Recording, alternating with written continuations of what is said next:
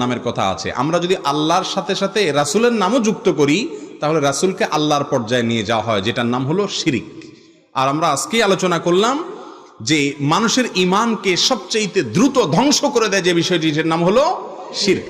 নবীকে ভালোবাসতে হবে এবং নবী করিম সাল্লাল্লাহু আলাইহি সাল্লামকে প্রাণের চাইতে, জীবনের চাইতে বেশি ভালোবাসতে হবে, কিন্তু তাই বলে তাকে আল্লাহর সমকক্ষ মনে করা যাবে না।